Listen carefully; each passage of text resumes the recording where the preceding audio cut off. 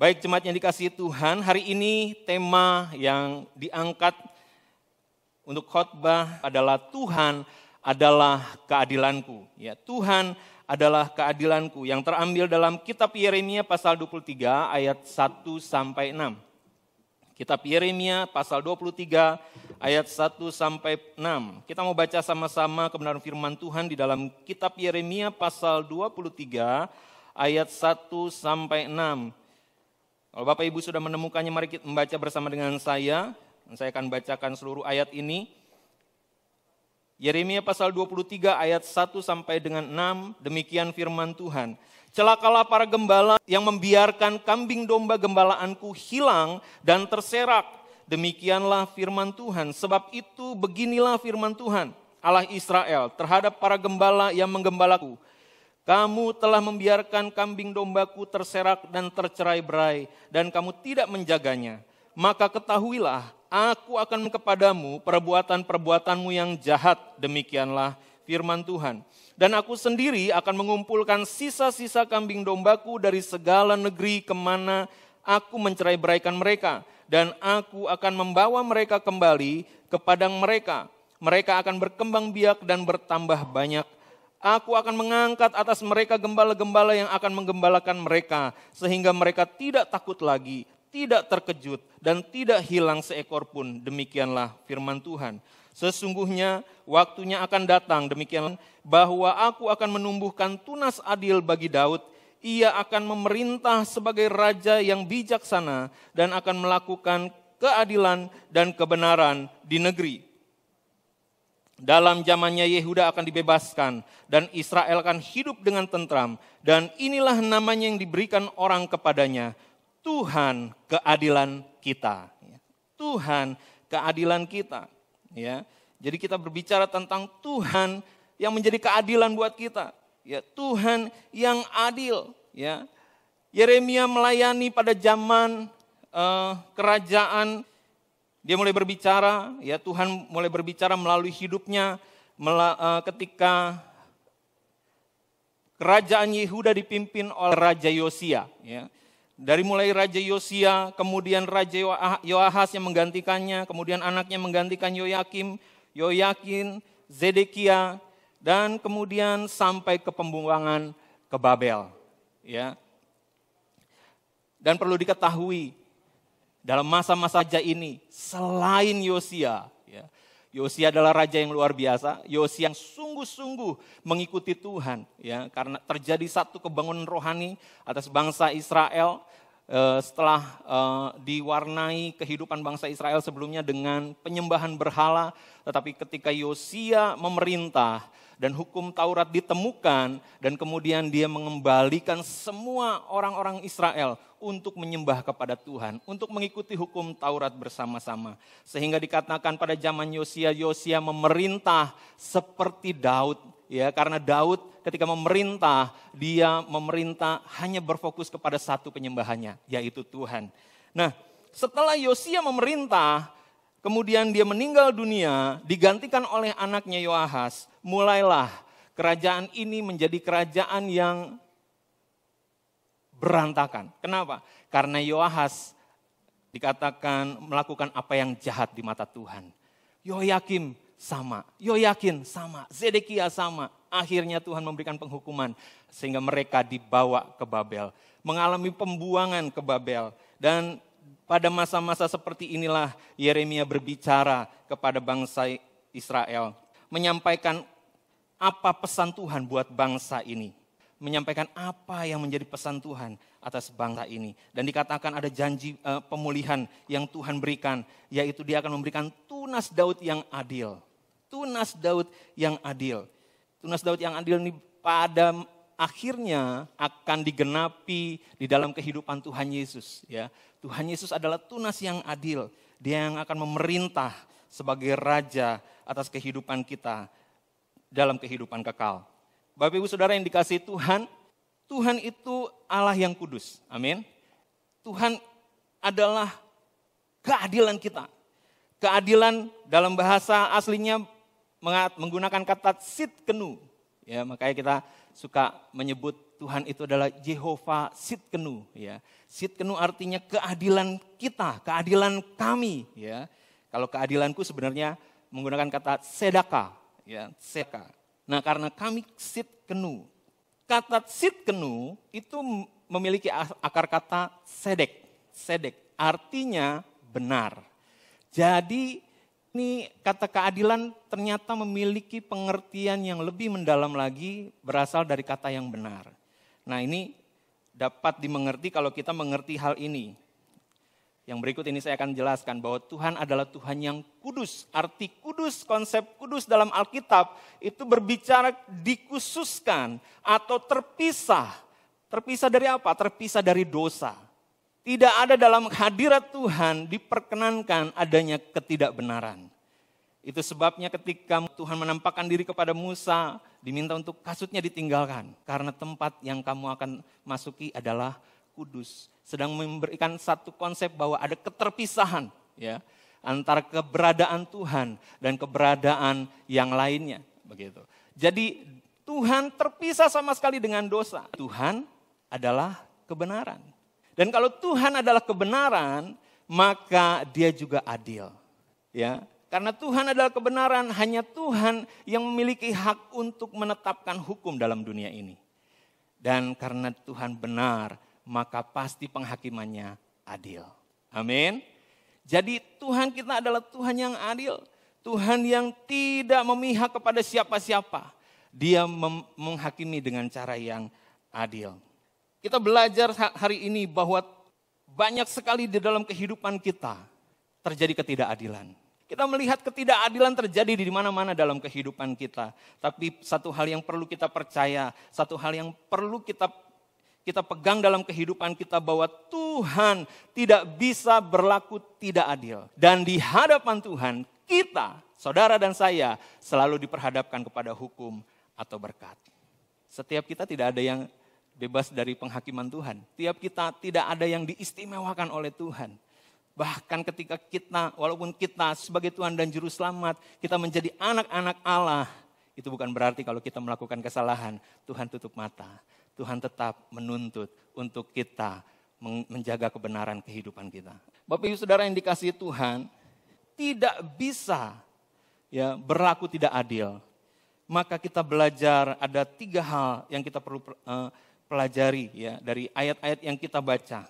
Yang pertama, ayat 1 dan 2 dikatakan celakalah para gembala yang membiarkan kambing domba gembalaanku hilang dan terserak. Demikianlah firman Tuhan. Sebab itu beginilah firman Tuhan Allah Israel terhadap para gembala. Kamu telah membiarkan kambing dombaku terserak dan tercerai-berai dan kamu tidak menjaganya. Maka ketahuilah aku akan membalaskan kepadamu perbuatan-perbuatanmu yang jahat.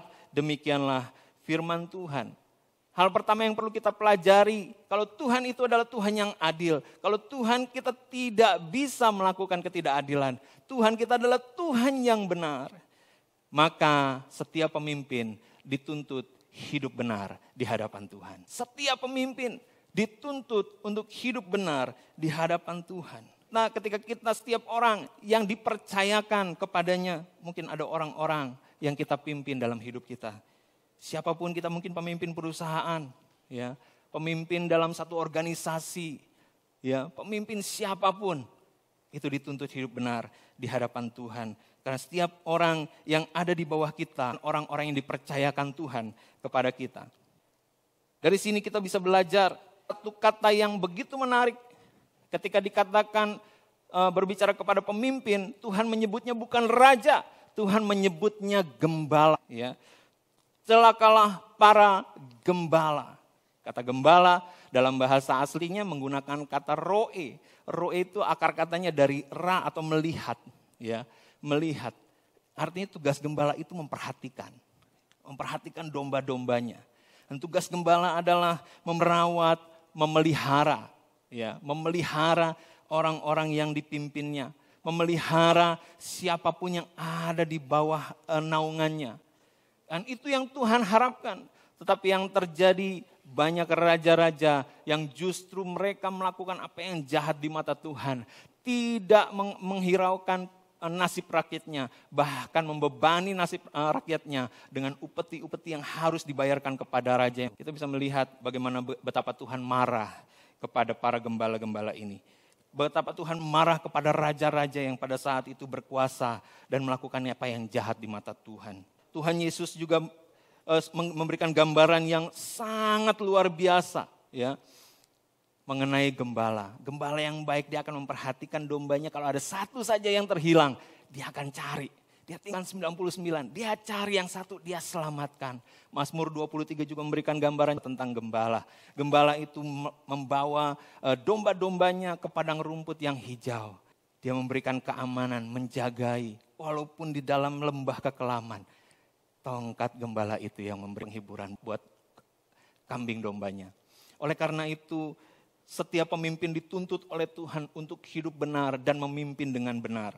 Seorang pemimpin dunia, ya, pada zamannya Ronald Reagan pernah berkata seperti ini, the greatest leader is not necessarily the one who does the greatest things. He is the one that gets the people to do the greatest things. Pemimpin terbesar tidak harus orang yang melakukan hal-hal yang besar. Tetapi orang itu adalah orang yang membuat orang lain melakukan hal-hal yang terbesar dalam hidupnya. Pemimpin yang baik harus menciptakan pemimpin yang baru. Ya, saya melihat, menyaksikan dalam dunia ini Tuhan pakai orang-orang yang luar biasa juga untuk memimpin. Ya, banyak orang yang memberdayakan orang di bawahnya, bahkan bisa menjadi sukses. Dia nggak takut kedudukannya terancam. Saya mendengar satu kisah yang luar biasa bagaimana ada seorang yang memiliki pembantu. Seringkali ya pembantu itu seperti tidak dihargai gitu ya. Pokoknya kamu kerja, kamu harus melayani saya gitu ya. Tugas kamu harus menyiapkan segala sesuatu dan harus selesai semuanya. Pokoknya saya harus terbantu, saya harus merasa nyaman karena kamu sudah mengerjakan semua yang ada dalam rumah ini gitu. Tapi ada satu orang yang saya dengar ceritanya luar biasa. Majikannya ini bukan pekerjakan seseorang, tetapi dia menanyakan, kamu sebenarnya sukanya ngapain gitu ya? Kamu punya keterampilan apa dan kamu punya cita-cita apa gitu. Dan pembantunya bilang, saya pengen sebenarnya Pak, pengen ngejahit katanya gitu ya. Saya pengen ngejahit gitu, saya pengen usaha jahit, saya senang fashion gitu. Dan yang luar biasa adalah Bapak ini mengkursuskan pembantunya untuk kursus jahit. Setelah selesai kursus jahit, dia minta bikinin pakaian dan ketika dilihat pakaian yang dimintanya cukup bagus kualitasnya. Akhirnya dia mulai mikir, kamu selanjutnya mau ngapain? Saya pengen rasanya Pak buka usaha jahit di kampung saya katanya gitu. Karena di kampung saya sedikit sekali orang yang bisa ngejahit. Akhirnya pembantu ini dipulangkan, disewakan tempat, diberikan modal mesin, ya, dan dia mulai bekerja. Dari hanya sendirian, lama-lama pembantu ini menjadi pemimpin. Dia punya banyak orang-orang yang bisa dilatih dan bisa kerja bersama dia untuk menjahit di tempat dia. Usahanya semakin sukses. Dan saya percaya pemimpin-pemimpin seperti ini yang dicari oleh Tuhan, yang merawat orang-orang yang dipimpinnya, yang terus membawa orang-orang di bawahnya bisa meningkat dan meningkat terus. Pada kesempatan hari ini, semua bapak-bapak yang ada di rumah, engkau adalah pemimpin buat keluargamu. Engkau ibu, entah engkau bapak, engkau pemimpin buat keluargamu. Engkau harus membawa orang-orang yang ada dalam rumahmu untuk semakin lebih besar dan lebih besar lagi. Untuk memenuhi apa yang Tuhan rancangkan buat kehidupan orang-orang yang di rumahmu. Supaya nama Tuhan dipermuliakan.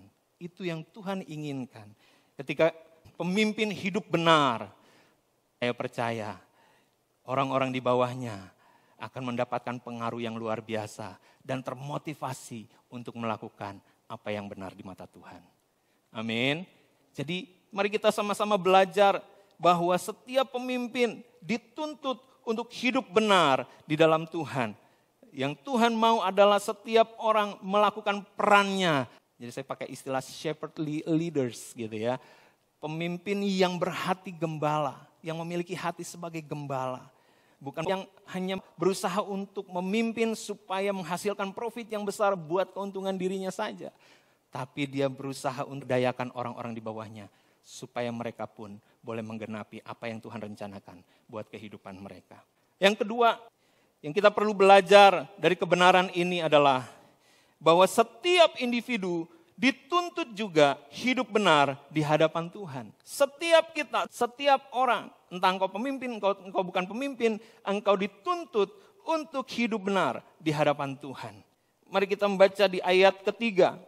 Dikatakan demikian, dan aku sendiri akan mengumpulkan sisa-sisa kambing dombaku dari segala negeri kemana aku mencerai-beraikan mereka. Dan aku akan membawa mereka ke padang mereka, mereka akan berkembang biak dan bertambah banyak. Aku akan mengumpulkan sisa-sisa kambing dombaku. Kambing domba berbicara tentang rakyat yang ada. Dan dikatakan sisa-sisa. Siapa yang dimaksud sisa-sisa kambing domba ini? Nah, kita akan lebih jelas kalau kita membaca di pasal 24-nya. Yeremia pasal 24 ayat 5 sampai 7.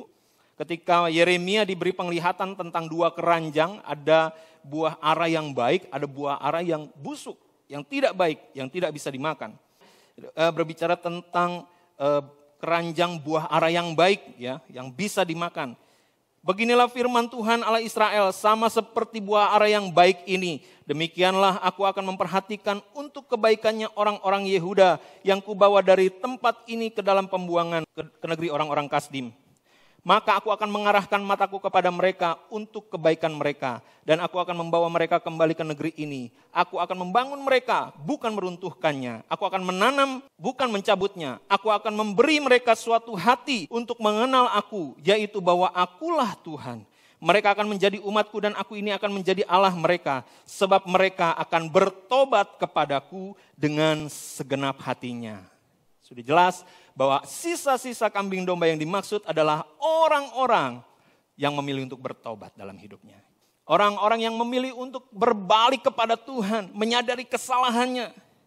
Dan kita bersyukur kita adalah orang-orang yang termasuk dalam bilangan ini.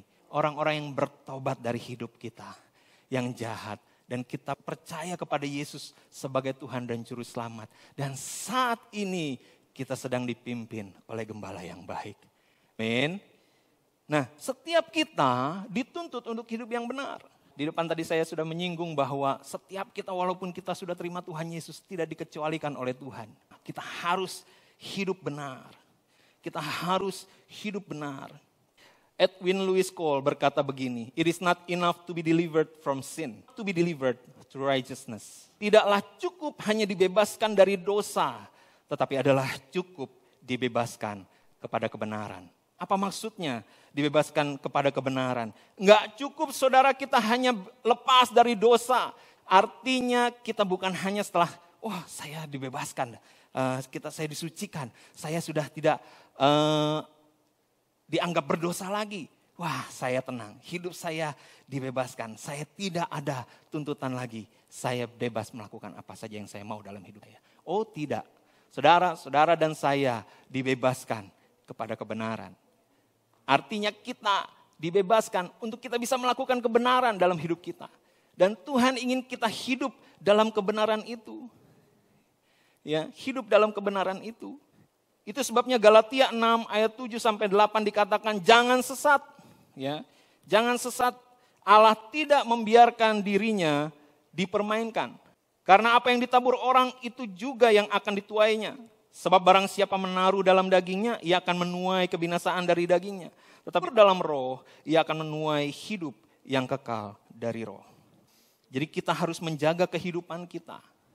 Tuhan tidak membiarkan dirinya dipermainkan. Kita sudah dibebaskan, kita sudah dilepaskan dari dosa-dosa, kita disucikan oleh Tuhan. Tetapi tuntutannya adalah sekarang kita harus hidup benar di hadapan Tuhan. Ya, kita harus hidup benar di hadapan Tuhan. Ada satu kali seorang gubernur bernama Christian Herner. Ya, satu kali dia ada satu kantin yang pada hari itu memberikan makanan gratis. Kebetulan sang gubernur belum makan siang. Dia ikut antri, ya, orang-orang yang mengambil makanan. Ketika satu kali dia sampai kepada satu orang, seorang wanita yang memberikan sepotong ayam. Dan dia bilang, maaf Nona, saya lapar. Boleh tambah lagi ayamnya? Gitu. Enggak Pak, 1 orang 1 potong. Iya, tapi saya lapar. Boleh enggak? Saya minta sekali-kali ini aja. Maaf Pak, 1 orang 1 potong. Karena dia merasa sebagai gubernur, dia mulai sedikit menggunakan kekuasaannya sambil berkata begini, saudara tahu enggak saya siapa? Saya ini gubernur Massachusetts, katanya begitu. Dan yang luar biasa, ya, yang bikin kaget, wanita ini tidak bergeming. Bahkan dia balas, Bapak tahu enggak siapa saya? Saya yang diberikan otoritas untuk memberikan hanya 1 potong kepada 1 orang. Jadi silakan duduk, banyak yang antri Pak, katanya. Artinya apa? Kita harus mempertahankan kebenaran. Ya. Kita harus mempertahankan kebenaran. Bagaimana kita bisa melakukan kebenaran dengan benar? Maka kita harus melakukannya sesuai dengan firman Tuhan. Kita harus melakukannya sesuai dengan firman Tuhan. Apapun yang kau kerjakan, kalau engkau mengerti bahwa apa yang kau kerjakan adalah apa yang firman Tuhan katakan dalam kehidupanmu, maka lakukan itu dengan segenap hati. Amin.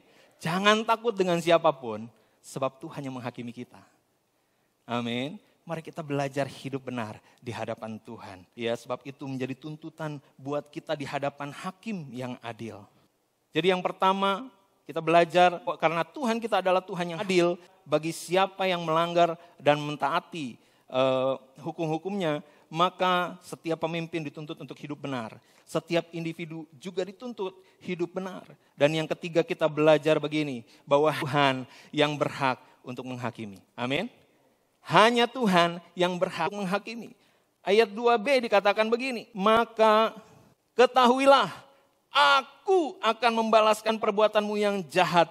Demikianlah firman Tuhan. Hanya Tuhan yang boleh ngomong seperti ini, saudara ya. Hanya Tuhan yang bisa dan berhak mengatakan seperti ini. Makanya Tuhan Yesus mengajarkan, janganlah engkau menghakimi. Janganlah membalas kejahatan dengan kejahatan, tapi balaslah kejahatan dengan kebaikan.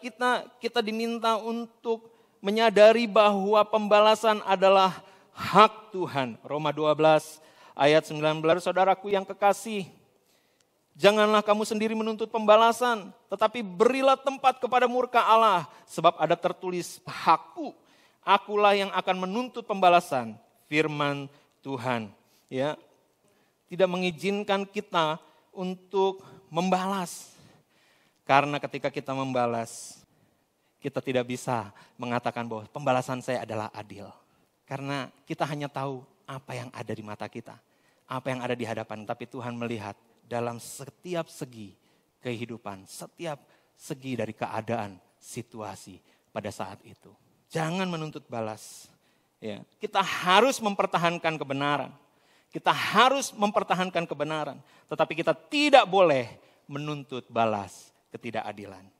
Kita harus mempertahankan kebenaran, tapi kita tidak boleh menuntut balas atas ketidakadilan. Dan ini yang sangat sulit. Kenapa?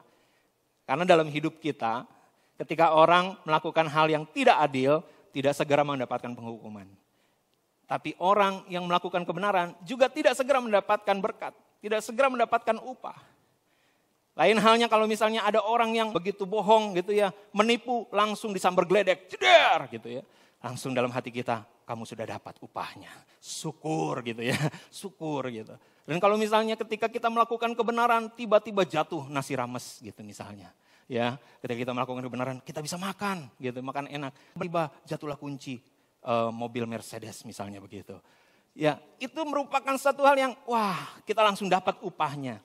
Tapi yang bikin kesel adalah kalau misalnya orang melakukan sesuatu yang tidak adil dan kemudian ngelihat dia sepertinya fine-fine aja, bahkan diberkati.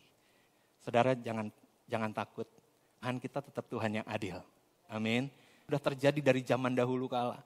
Dan kitab-kitab Nabi mengatakan, Tuhan saya ngelihat orang fasik tambah hebat, tambah kaya, tambah gemuk. Tapi orang-orang yang hidup benar, mereka tambah sengsara.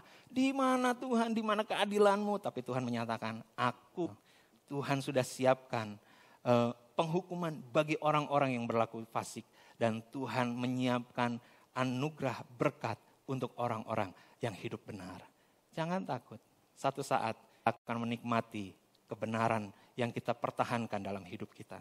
Jangan menuntut balas, dan kedua jangan menghakimi, saudara ya. Kalau Tuhan yang berhak menghakimi, kita tidak boleh menghakimi. Carl Nightingale berkata seperti ini, "When you judge others, you do not define them, you define yourself." Dan ketika Anda menilai orang lain, Anda tidak sedang mendefinisikan mereka, tetapi Anda sedang mendefinisikan diri Anda sendiri. Ya, diri Anda sendiri. Satu kali ada dua orang teman yang sudah lama gak ketemu, tapi kemudian ketemu di salah satu acara, dan sempat ngobrol-ngobrol sebelum acara mulai. Dan ketika ngobrol-ngobrol, ketahuan bahwa temannya ini gak berjemaat di satu, tapi suka pindah-pindah gereja dan gak terlibat dalam pelayanan. Kemudian orang ini langsung mikir, ini orang pasti hidupnya gak rohani. Ini orang hidupnya pasti gak dekat sama Tuhan gitu ya. Kristen KTP orang-orang kayak gini. Dan tanpa disangka mereka ternyata ditempatkan oleh panitia dalam satu kamar. Ketika keesokan harinya pagi-pagi orang bangun tidur dan kemudian segera mandi gitu ya. Segera mandi. Dan ketika dia selesai mandi, dia kaget ketika dia keluar. Temannya yang dia bilang KTP, temannya yang dia bilang gak rohani, temannya yang dibilang gak dekat sama Tuhan, gak pelayanan dan sebagainya. Dia sedang saat teduh, dia sedang baca firman Tuhan, dia sedang berdoa. Dan orang itu mengingatkan dia, jangan lupa saat teduh ya. Dia merasa langsung terpukul dalam hatinya. Saya nyangka dia orang yang gak dekat Tuhan. Tapi ketika bangun tidur, yang diutamakan adalah Tuhan. Saya bangun, saya mandi. Saya gak langsung ketemu Tuhan, menyembah Tuhan, memuji Tuhan, baca firman Tuhan. Dia merasa dirinya malu dan menyadari bahwa, iya ya, saya ternyata jauh dari Tuhan ya. Saya yang lebih jauh dari Tuhan dari dia. Ketika engkau menghakimi orang lain, engkau tidak sedang mendefinisikan siapa mereka. Engkau sedang mendefinisikan diri sendiri. Oleh karena itu jangan menghakimi. Karena ketika kita menghakimi, sebenarnya kita sedang menodai kekudusan hidup kita. Kita menjadi orang yang sombong dan pada saat itu kita menjadi orang yang berdosa di hadapan Tuhan.